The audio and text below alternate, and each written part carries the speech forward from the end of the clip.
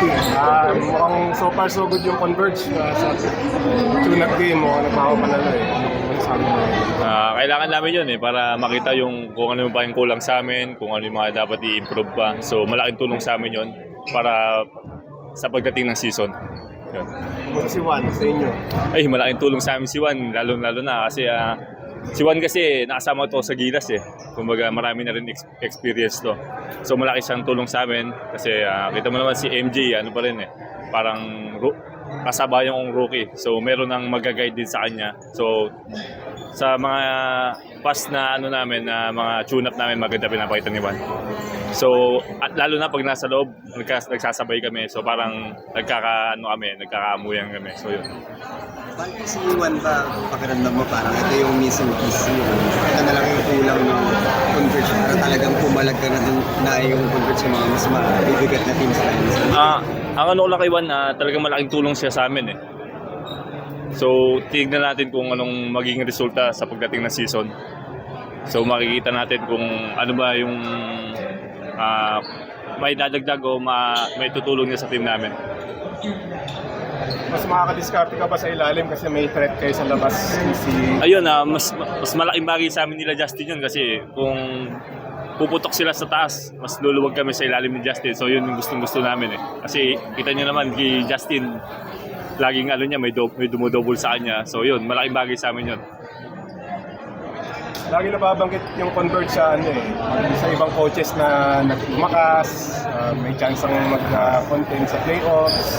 So ang ko lang po doon na makikita po natin sa ngayong season. So kailangan namin talagang i-work double effort talaga kami dito kasi puro quarter finals lang ang inaabot namin. So yung goal namin na makaabot naman ng semis, makaabot ng final. So kailangan pa rin namin pagtrabahuin yun. Bakit itong off-season? Ano yung pinagtuunan mo ng pansin? Meron ka bang alam mo? Yun pa rin tutok pa rin daw kay Coach Danny. Malaking tulong talaga sa akin Kasi ang ko naman talaga sa akin, gusto ko yung lagi ako nag-i-improve. Ayoko yung ganito lang si Baltasar, ganito lang si Justin. So kung ano pa yung tinatanong ko lagi kay Coach Danny kung saan pa ako mahina, doon ako lagi nagpapatulong sa kanya. Kumbaga hindi ako nakokontento talaga. Yeah.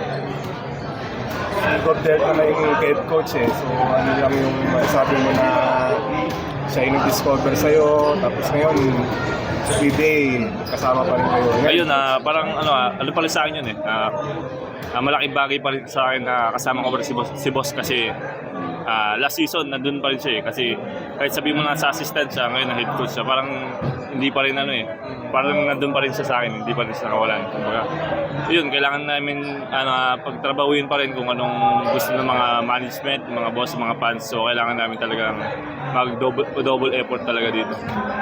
Kumusta si Gob Delta as coach? Siyempre kilala siya ng tao as vice governor, pero as a coach, kumusta siya?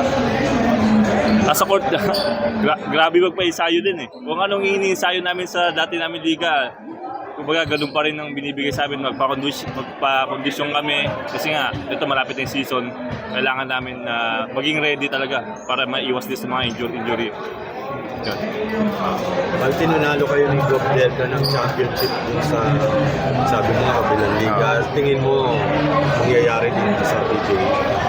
Siguro kailangan namin pagtrabahuin kasi sa salita kasi hindi naman kailangan makakapunta kami ng finals, makapunta kami ng semis. So kailangan talaga namin pagtrabahuan. Yun ang namin talaga. Balti kasi nung sa MPBL, siyempre laging kayo yung paborito sa championship. Kumusta naman yung experience na parang underdog kayo na siyempre merong Ginebra, may TNT, may San Miguel. Kumusta yung experience na yun na kayo naman yung parang underdog? Yun nga, kumbaga lagi kaming gigil sa kumbaga gusto namin manalo talaga Kasi hindi naman basta-basta yung token text sa Ginebra, San Miguel, alam naman natin na kung gaano sila kalakas yung team nila. So kailangan namin, kahit sabihin mo mga bata kami, kailangan din namin makipagsabayan sa kanila. Yan.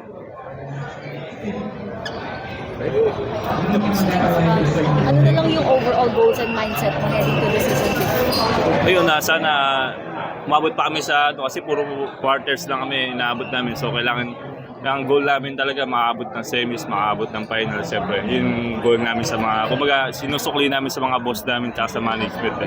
Yun naman talaga yung malaking bagay.